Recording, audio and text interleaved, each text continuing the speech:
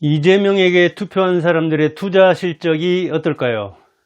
올 한해 한국 주식시장이 100%쯤 올랐다고 하죠. 물론 코스피 이야기고 코스닥은 오른 게 없죠. 그런데 이재명에게 투표했던 사람들의 투자 실적은 아마 나쁠 겁니다. 왜? 사람 볼 줄을 모르니까. 사람을 볼 줄 알아야 되는데 CEO 이재명 같으면 당신은 투자했습니까? 저는 투자 안 합니다. 왜? 믿을 수가 없으니까. 사람을 믿을 수 없으면 그가 이끄는 회사 믿을 수 없죠.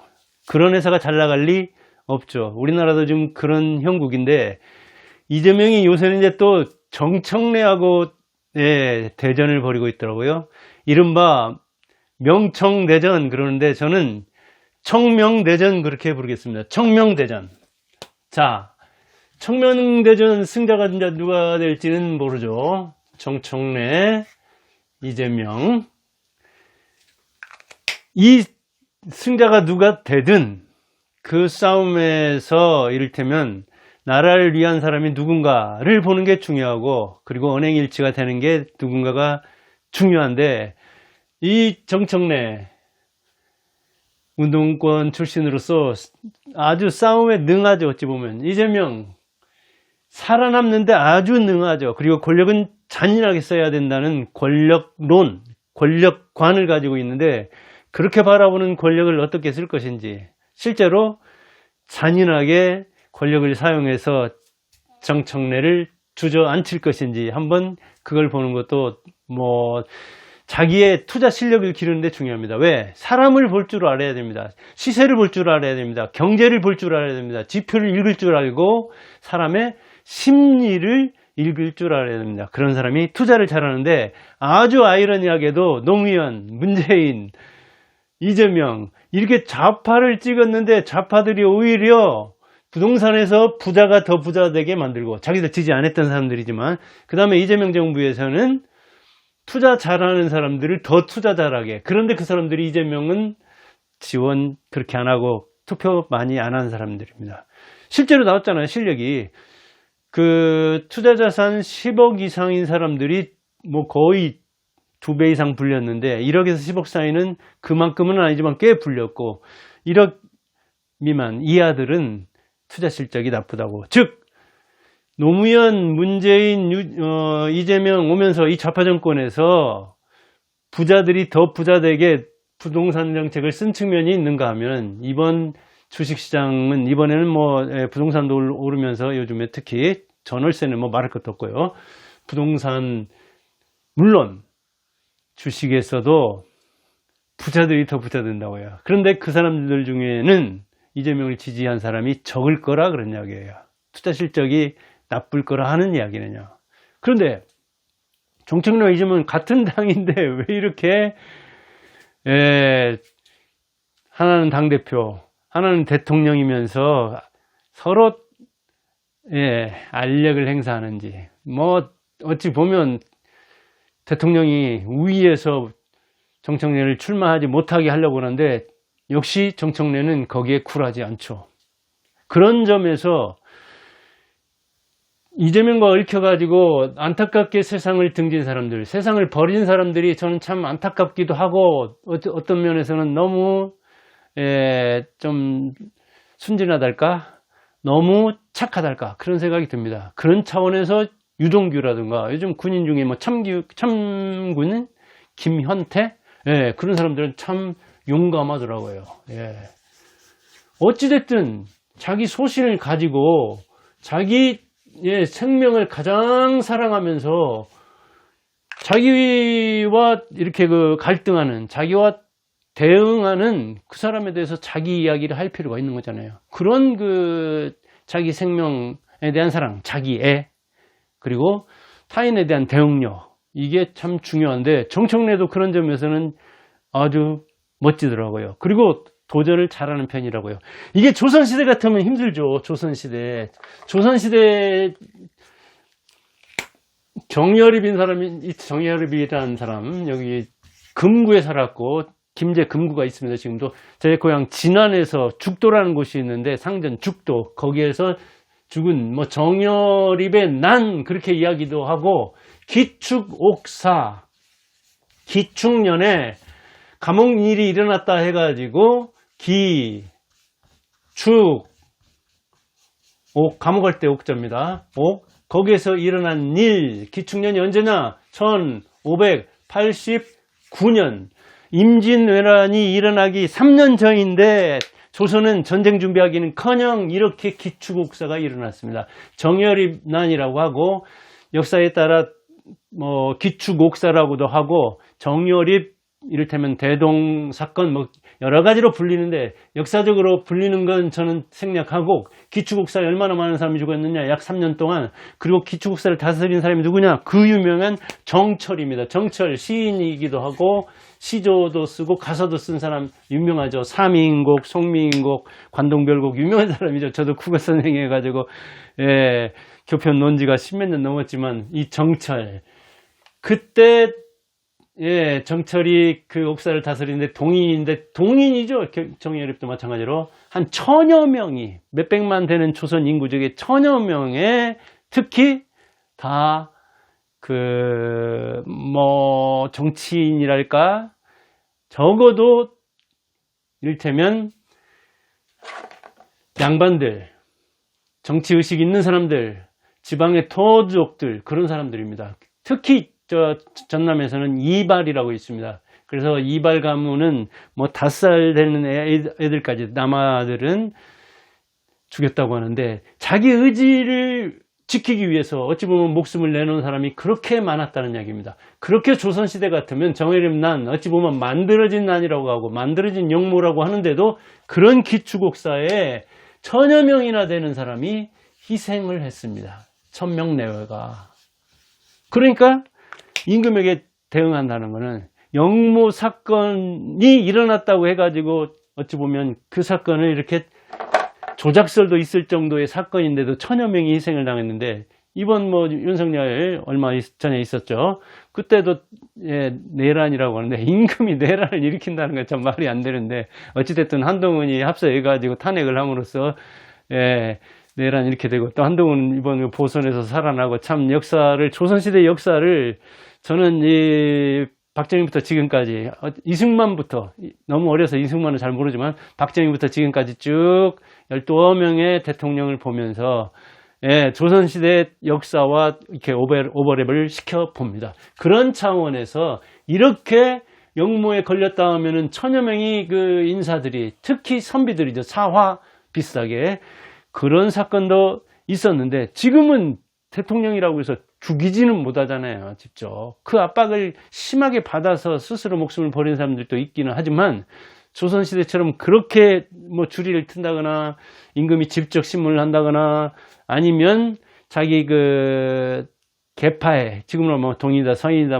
남이다 북인이다 그거죠. 자기에 속한 편당 붕당 그렇게도 이야기하는데 그쪽을 위해서 그 가문을 위해서 목숨을 내놓은 사람들이 얼마나 많습니까? 그러니까 조선시대에는 왕의 감히 도전하기가 힘들었지만 지금은 대통령에게 도전해도 아무렇지 않아요. 이번 내란 사건이 있어가지고 무슨 사형 집행을 할 수 있습니까?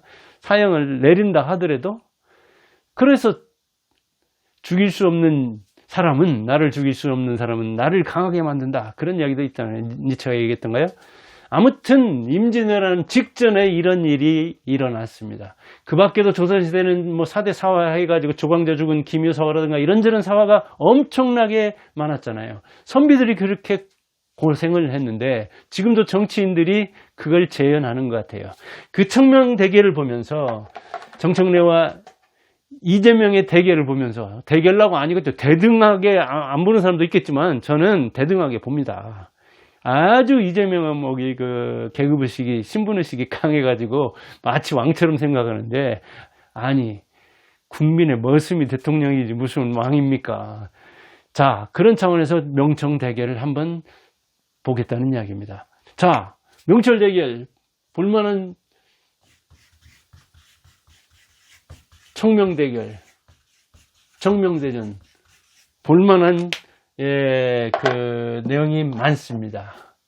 정청래가 어떻게 대결하느냐? 정청래가 이재명 언행으로 대응합니다.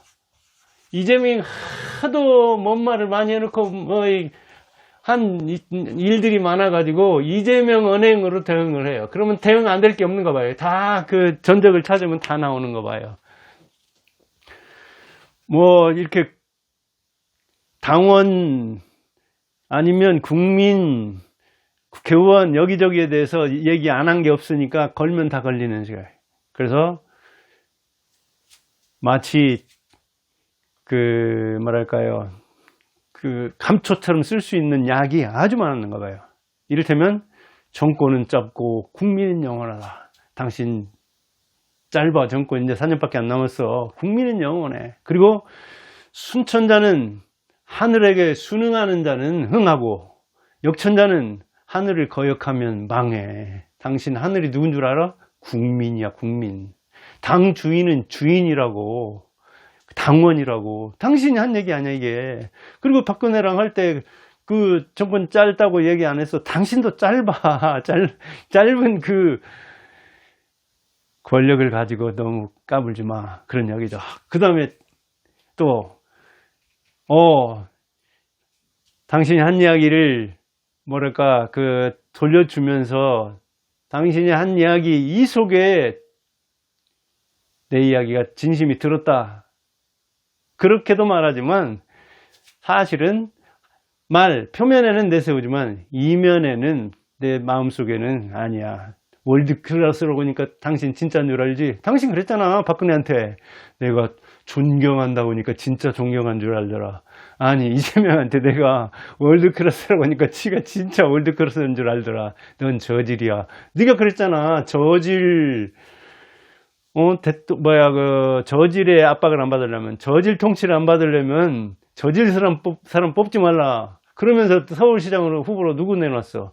그렇게 나가고 싶은 사람들 많이 제껴내놓고 이른바 명픽 정호는 내놨잖아. 근데 너하고 비슷한 등급 클래스여가지고 떨어졌잖아. 왜 그렇게 사람이 없으면, 얼마나 사람이 없으면 그런 애 내가지고 왜 떨어뜨려?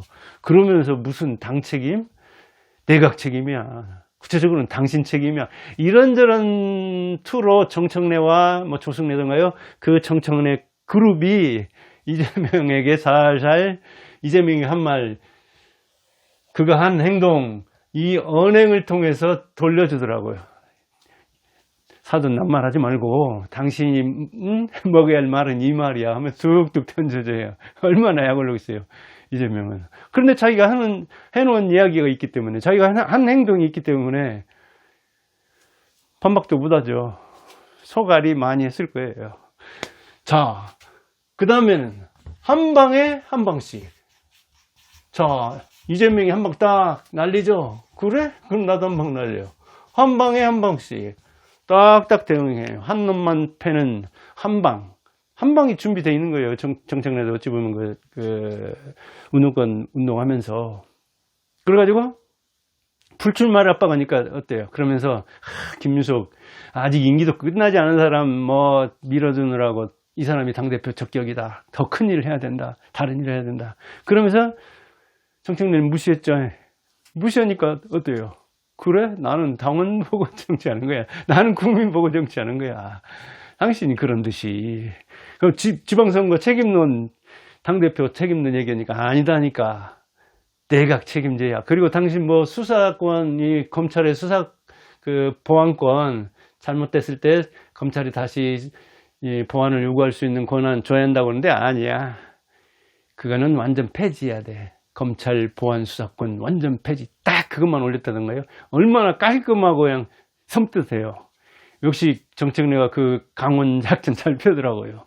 그 다음에 또 이번에 출국할 때는 또 인사하면서 환송하지 않게 하고, 정청래로 하여금. 그 다음에 이재명이 이제 올 때는 그런 것 저런 것이 오히려 마이너스 된다고 생각해서 그런지 이제 올 때는 부르니까 귀국 인사에서는 90도 절을 했다고 하죠. 김민석은 75도 했네. 정청래는 90도 했네. 그러는데 아무튼 월드크로스로 띄우기도 하고, 이재명 보유국이라고 한국은 또 띄우기도 하고, 90도 절하고, 그런 모습 그러니까 수고했습니다 하고 딱 그냥 뭐 몇 초 만에 지내갔다고 하는 이야기, 이런저런 이야기가 나오니까 또 의원들 만나가지고 그랬다고 하잖아요. 자, 흔들리는 게 인생이다. 안 흔들리면서 피는 꽃이 어디가 있느냐. 비에 젖고 바람에 젖고 흔들리고 이렇게 고난을 당하면서 꽃이 피는 것이지, 그게 인생이지 하는 인생론을 펴고 그러잖아요. 한 방에 한 방 이상을 먹이죠. 도종환의 흔들리며 피는 꽃이라는 이 접시꽃 당신 유명한 도종환 국회의원도 하고 그랬죠. 그 시로 또 돌려주는 거예요. 자, 내가 90도 인사했지만 내가 굽히고 싶어서 굽혔냐. 또 그거 뭐 굽힌다고 그대로 받아들였겠느냐. 그리고 다 흔들리는 거다. 그리고 다 젖는 거다. 때로는 바람에, 때로는 비에, 때로는 눈도 견뎌야 하는 건데 이런 정도야 하면서 아주 느글느글하게 유연하게 대응을 하고 있는 거죠. 그러니까 한 방에 한 방씩 딱딱 대응하는 거예요. 안 죽고. 아, 이런 자세가 대단하죠. 어찌 보면 조롱 같고, 어떻게 해석하면 풍자 같기도 하고, 어떤 때는 비우고, 어떤 때는 들었다 놨다 농락하는 것 같고, 윤석열과 장동혁이 이런 걸 배워야 돼. 이게 검사 출신, 판사 출신들이 이런 그 정치력이 부족해. 한동훈도 마찬가지고. 그게 좀, 이 국힘 쪽에는 그게 문제가 있는 거예요. 참 믿을만하고 어찌고 그런데, 한 방 난리할 때가 언젠가, 국민을 향해서 이렇게 설명할 때는 언젠가, 때로는 고집 부릴 때는 언젠가, 이런저런 것을 그래도 역시 정치 경력 한 25년 안팎 된다고 하더니 괜찮게 쓰잖아요. 그 다음에는 아주 전략이 다양하더라고요. 다양한 전략을 구사하는 거예요. 전략이 다양해요. 육해공군에 우주군 전략까지 동원하더라고요. 극찬했다가 막 하늘 높은 줄 모르게 올렸다가 월드클래스로 그거 냈다가 하늘 잘 섬겨야지, 하늘이 국민인데 역천자 망해. 운동권 특기로서 들었다 놨다 올려놨다 또 내렸다 밀었다 또 당겼다가 쥐었다 폈다, 이런 전략을 다양하게 구사를 하더라고요. 그러니까 평택 이번에 보선이 있었죠. 김용남이라는 그 사람을 추천했는데 지원을 한 번도 안 나갔다고 하더라고요. 거기는 조국이 또 나갔었잖아요. 그런데 조국도 김용남도 아니고 국힘에서 됐잖아요. 조국과 후위를 도모할지도 모르는데 김용남 지원해가지고 김용남 되는 것도 그렇고, 아니 자력으로 하라. 그리고 그 이명박이 추천했는데 정원호든 뭐 김용남이든 저쪽 하정우든가요, 그 부산에, 그 다음에 또 뭐 그 성남 여기저기 뭐 추천했는데 당신 그렇게 잘나가지고 추천했고 그렇게 사람 보는 눈 있으면 그런 정도 자생력은 있어야지, 뭐 이런저런 차원이었겠죠. 그렇게 해서 이를테면 이재명의 좀 부활을 이렇게 불러일으킨 측면도 있죠. 그러니까 조국이 뭐 또 민주당한테 10개나 뭘 또 10개나 물어보더라고요. 사람들 머리가 그렇게 요즘 복잡하기도 하고 영리하지 않은데 한 3개 정도만 물어보지. 참 조국도 그러고 보면 이 교수 출신들도 정치력, 아까 윤석열이나 장동혁 정치력 좀 부족하고 한동훈도 마찬가지라고 하는데 역시 교수 출신 조국도 정치 좀 한참 배워야겠더라고요. 저도 군수도 못했지만 뭐 평가야 할 수 있잖아요. 그 다음에 이제 연합전선도 잘 펴더라고요. 연합전선. 뭐 이른바 문조털내유 그러잖아요. 문재인, 조국, 털보는 털만이나 김어준을 말한다고 하더라고요. 레는 정청래고 유는 유시민. 저쪽도 뭐 이제 이야기를 그렇게 이른바 멸칭, 좀 경멸하는 칭호를 쓴다고 하는데, 그쪽에 무슨 뭐 이현주 누나고 쪽에 이현주는 뭐 왕철새라고도 또 불리기도 하고, 그긴 좀 너무 가볍더라고요. 아니냐, 처신이. 이리 갔다, 저리 갔다, 이리 붙었다, 저리 붙었다. 말 무게가 이재명 못지않게 떨어지죠. 이재명도 너무 어찌 보면 그 말장난이 심하잖아요. 그것 고수들은 알거든요. 근데 연합전선의 이 김어준 스피커와 유시민 스피커 대단하잖아요. 그 문재인 파도 꽤 있잖아요. 뭐 조국 팬도 꽤 있는 셈이 있고, 그러니까 일당 배갈 만한 사람들이 이렇게 딱 있으니까 그 세력, 연합전선을 구축하면 힘이 될 만한 사람들 있으니까 또 그거 믿고 당원 믿고 가려고 하는 측면이 있는 거죠. 그러면서 전략도 1인 1표다. 만인이 평등한데 아니 당원이나 무슨 뭐 대의원이나 다 똑같은 한 표지. 누구는 뭐 대표성이 있으니까 뭐 표를 더 갖고? 그런 거 없어. 나는 만인 평등 사상을 가지고 있는 사람이니까 1인 1표야. 그 다음에 탁 또 선운사 가고 여기 그 제가 사는 전주 전북 최원택이던가요.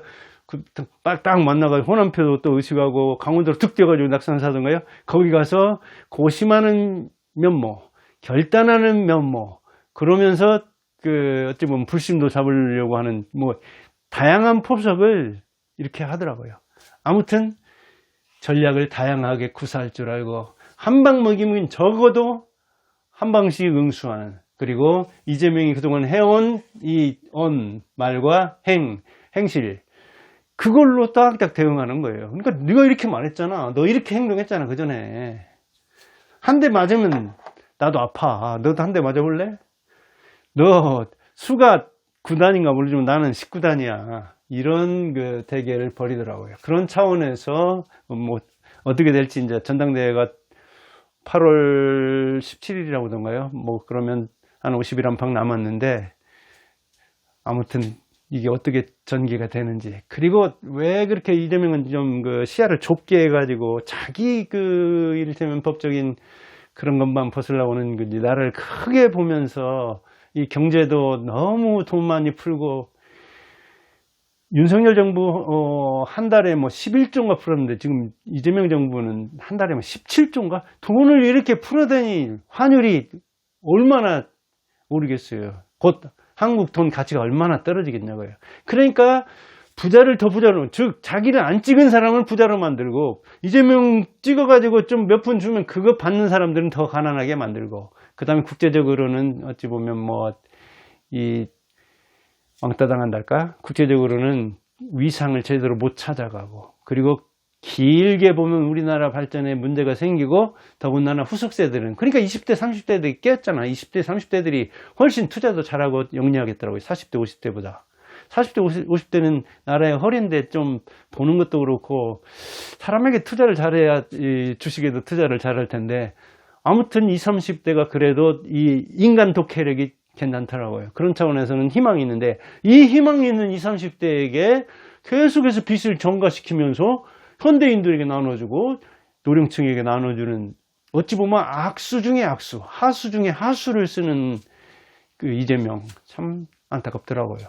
아니 인구 구조로 봐서 그렇잖아도 부담이 커질 텐데, 지금 나눠줘가지고 피웠는 거 빼놓고는 아는 게 없어서 그런지 참 하책 중에 하책을 쓰는 그 이재명을 상대해서 정청래 뭐 운동권 마찬가지로 전 뭐 마음에 안 드는데, 이 좌파들 전체적으로 문제가 있는데, 아무튼 국힘도 무능하지만